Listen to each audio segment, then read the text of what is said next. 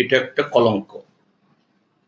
গত 3 দিনে পরপর 3টা জাহাজের উপরে এই মার্কিনীরা হামলা চালানো, ভারতীয় জাহাজের উপরে, এবং সেখানে এই 3জন নাবিকেরও মৃত্যু হলো।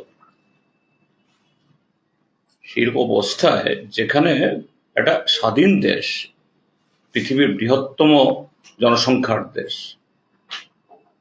তীব্র ভাষায় এই ঘটনার প্রতিবাদ জানাবে, মার্কিন যুক্তরাষ্ট্রের রাষ্ট্রদূতকে ডেকে সেখানে কূটনৈতিক ভাষায় যেভাবে বলা হয় বলবে, কিন্তু আমাদের ভারত সরকারের তরফ থেকে একেবারে মিনমিন করে, ইভেন মার্কিন যুক্তরাষ্ট্রের যে নামও করতে সাহস করেনি আমাদের বিদেশ মন্ত্রকের মুখপাত্র।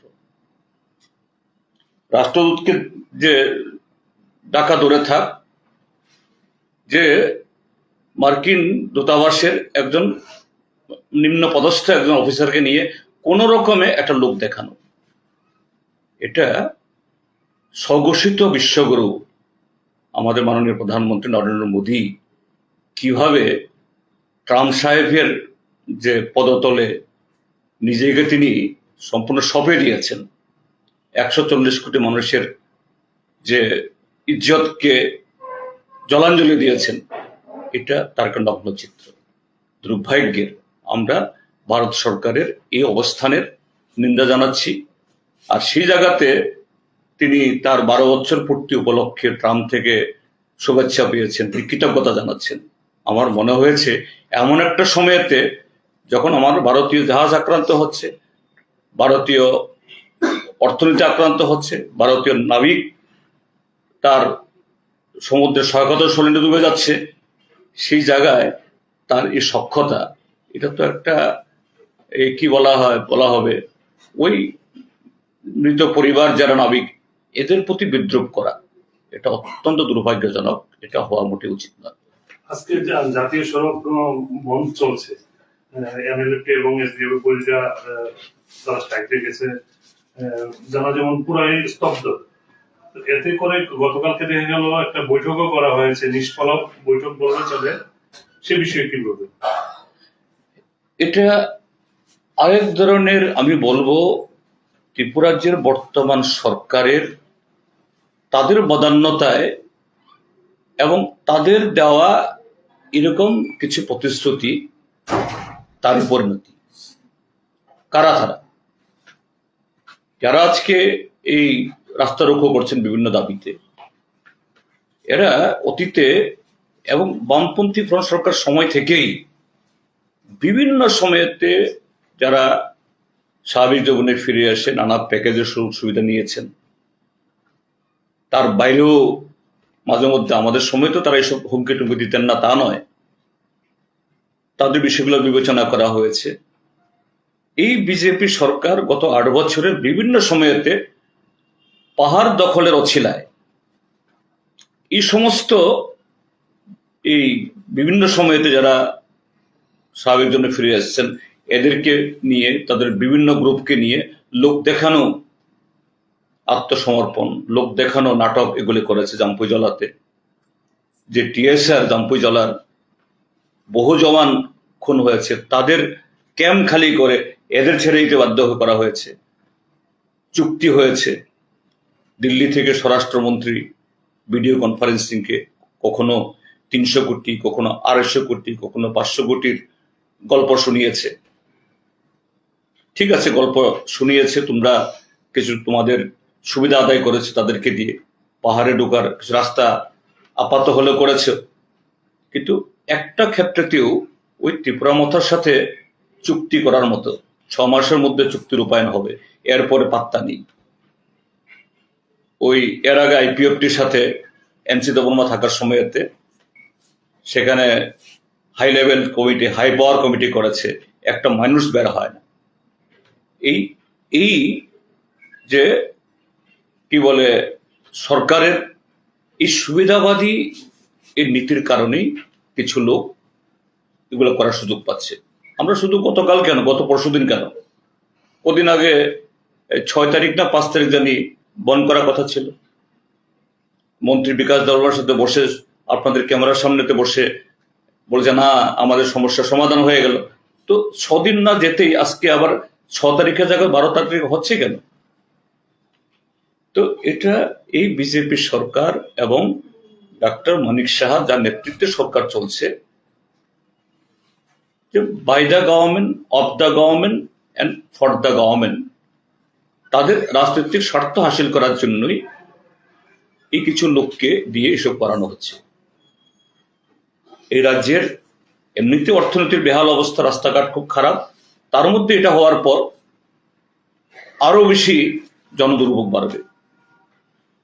আমি সরকারকে বলবো এসব তালবাহানা না করে এদেরকে উঠানোর ব্যবস্থা করুন। অ্যান্ড ওয়ান্স ফর অল, তোমরা যদি কোনো তাদেরকে প্যাকেজ দিয়ে থাকো, এই প্যাকেজ দিয়ে এটা জনগণের উপরে তার ভার চাপানো এই খেলা এটা বন্ধ করুন। ত্রিপুরা শান্তিনিকেতন মেডিকেল কলেজে কর্মরত স্বাস্থ্যকর্মীর অস্বাভাবিক মৃত্যু ঘটে বিভিন্ন মহল থেকে নানা প্রশ্ন উঠছে। কেউ কেউ এটাকে আরজি করে পুনরাবৃত্তি বলে আখ্যা দিচ্ছে। এই বিষয়ে কি বলবেন? প্রথমত বলবো এটা খুবই দুর্ভাগ্যজনক। নতুন মেডিকেল কলেজ, এই কলেজের ভিতরে এভাবে একটা যুবতী মহিলা তার মৃত্যু হলো। দেখলাম গতকাল সরকার ম্যাজিস্ট্রেট পর্যায়ে তদন্ত এই নির্দেশ দিয়েছে, কিন্তু এটা তদন্ত ইত্যাদি না হওয়ার আগে ম্যাজিস্ট্রেট পর্যায়ে তদন্ত হলেও পুলিশের তদন্ত হবে। একটা জলজন্ত মহিলা মারা গেল, এগুলি সেরকম তদন্ত না করে গতকালই বলে দিল এটা আত্মহত্যা। এবং আজকে পত্রিকা দেখেছি, কিছু কয়েকটা পত্রিকা লিখেছে তাকে প্ররোচিত করার কারণে এই মহিলাকে আত্মহত্যার জন্য একজন এখানে গ্রেপ্তার করা হয়েছে। তো সবটা মিলিয়ে তো বোঝা যাচ্ছে যে এরকম একটা জঘন্য ঘটনা হওয়ার পর পুলিশের তরফ থেকে, সরকার তরফ থেকে যে ধরনের সিরিয়াসনেস থাকা দরকার নেই। ঠিক আছে, এটা আত্মহত্যা হতে পারে, অন্য কিছু হতে পারে, কিন্তু এত তাড়াতাড়ি পুলিশ কেন বলে দিচ্ছে এগুলো এতে? আর ম্যাজিস্ট্রেট তদন্ত এখানে কিসের ব্যাপার? এগুলো যদি কোনো মারামারি হয়, কিছু হয়, এই সমস্ত ক্ষেত্রে হয়, এটা তো ম্যাজিস্ট্রেট তদন্তের ব্যাপার নয়। এটা হওয়া উচিত ক্রিমিনাল ইনভেস্টিগেশন। এবং এই যে ইনস্টিটিউশন, এটা গড়ে ওঠার পেছনে বহু গল্প শোনা যাচ্ছে, আর এই গল্প শুকাতে না শুকাতেই এইভাবে একটা জলজান্ত মহিলার মৃত্যু হয়ে গেল। কাজেই এটা অত্যন্ত মারাত্মক। এখানে ঠিক আছে ম্যাজিস্ট্রেট তদন্ত করার আদেশ দিয়েছে, হোক, কিন্তু ক্রিমিনাল ইনভেস্টিগেশন করে ওই শান্তিনিকেতন মেডিকেল কলেজেরও যারা আধিকারিক এদেরকেও ডেকে নিয়ে এসে কিভাবে সেখানে জায়গা পেল, কিভাবে ঘটনাটা হলো, তাদের কোনো ভূমিকা আছে কিনা আরো গভীরে গিয়ে দেখা দরকার। আমি বলেছি আজকে আমাদের ডুকলি পার্টি সকালে যাওয়ার জন্য, তারা যাচ্ছে। এ সম্পর্কে নিশ্চয়ই আমাদের তরফ থেকে আমরা আরো যে কোথায় বলার জায়গা যেখানে আমরা বলবো, কিন্তু ঘটনাটা এত সহজ নয়, এটা গুরুতর। আরেকটা বিষয়, আপনার প্রায় দেখা যায় আপনি জাতীয় সড়ক ধরে সদর উত্তরে অনেক জায়গায় প্রোগ্রামে যান। জাতীয় সড়কের যে বর্তমান যে অবস্থা, এটা নিয়ে কি বলবো? এটা তো মানে জাতির কলঙ্ক সড়ক, এটা জাতীয় সড়ক নয়। যেটাকে যদি বলা হয় জাতীয় সড়ক, তাহলে আর মানে সড়ক, সাধারণ সড়কে কি বলবে? আমরা টিভিতে দেখি আমাদের মাননীয় প্রধানমন্ত্রী গর্ব করে বলে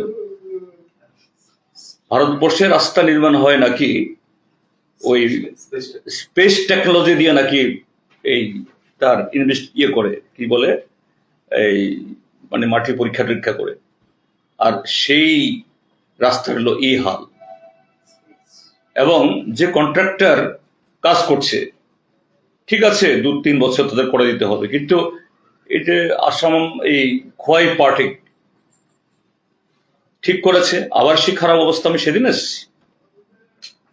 তো এগুলি হচ্ছে কেন? এটা শুধু ত্রিপুরাতে হচ্ছে না, এই যে বারাণসী মানে আমাদের প্রধানমন্ত্রীর যে কনস্টিটুয়েন্সি, সেদিন একটা চ্যানেলে দেখাচ্ছে, সেখানেই অবস্থা, যে ভারতের এই নির্মাণ সংস্থাগুলো বা জাতীয় বিভিন্ন সংস্থার সাথে কিভাবে গোটালা হচ্ছে, শাসক দলের সাথে তাদের যে এই মানে অর্থ দোহনের রাস্তা কিভাবে করে নিচ্ছে, তারই পরিণতি হলো কি জাতীয় সড়ক, কি বিমানবন্দর, কি রেল স্টেশন, দুদিন বাদে জল পড়ে, দুদিন বাদে অ্যাক্সিডেন্ট হয়। কাজেই দেশের মানুষ এগুলা নিয়ে, ওই যুব সমাজ একটা মন্তব্যের ফলে সারা দেশে ককরোচ পার্টির নামে প্রতিবাদ করছে। তো এই জাতীয় স্বতঃস্ফূর্ত নাগরিক প্রতিবাদ আরো হওয়া উচিত, নতুবা সরকার যেদিকে নিয়ে যাচ্ছে এই দেশের সম্পদকে, দেশের অর্থনীতিকে, এটা সরাহা হবে না।